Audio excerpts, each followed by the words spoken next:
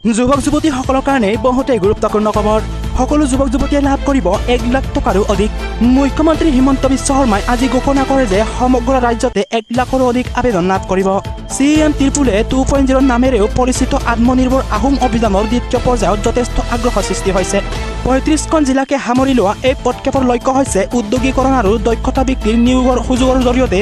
অসমৰ যুৱক যুৱতীসকলক সবলীকৰণ কৰা চৰকাৰী তথ্য অনুসৰি এই কাৰ্যসূচীৰ অধীনত ইতিমধ্যে 81,200ৰো অধিক আবেদনকাৰীৰ সাক্ষাৎকাৰ লোৱা হৈছে আমাৰ ইয়াতে প্ৰায় 175 জন যুৱকে পাইছিলে আৰু 175 জন যুৱকৰ 175 জনে খুব ভালকৈ কাম কৰি আছে আমি আশা ৰাখিম আগন্তুক 593 জনক আমি প্ৰদান কৰিম তেওঁলোকেও নিজৰ ভৰিৰ ওপৰত নিজে থিয় হৈ জব চিকাৰ হিচাপে নহয় জব ক্ৰিয়েটৰ হিচাপে তেওঁলোকে নিজৰ পৰিচয় দাঙি ধৰাৰ লগতে এটা অৰ্থনৈতিক বুনিয়াদ আমাৰ সমাজখনত গঢ়ি তুলিব এইখিনি আজি আমি পৰ্যালোচনা কৰিলোঁ জীৱিকা হকীসকল আছিলে বেংক হকীসকল আছিলে কৃষি হকীসকল আছিলে লক্ষ্য আছিলে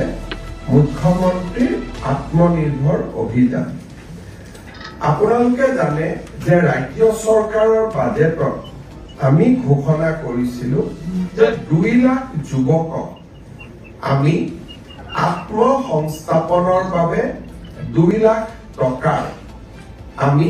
সহায় বা সাহায্য আমি দিম আৰু তাৰ মূল ধাৰণাটো হ'ব যে 1 লাখ সাহায্য আৰু 1 লাখ টকাৰ ঋণ কিন্তু ঋণো খুব 5 বছৰত সৰু সৰু ইনষ্টলমেণ্টত উইদাউট ইণ্টাৰেষ্ট আমাক উভতাই দিব তাৰমানে এটা মাহত খুব বেছি ক'ব গ'লে 4,000 টকা ইনষ্টলমেণ্ট হ'ব আৰু তাত কোনো সুদ নাই চেনেলটো সাবস্ক্ৰাইব কৰি বেল আইকনটো দবাই দিব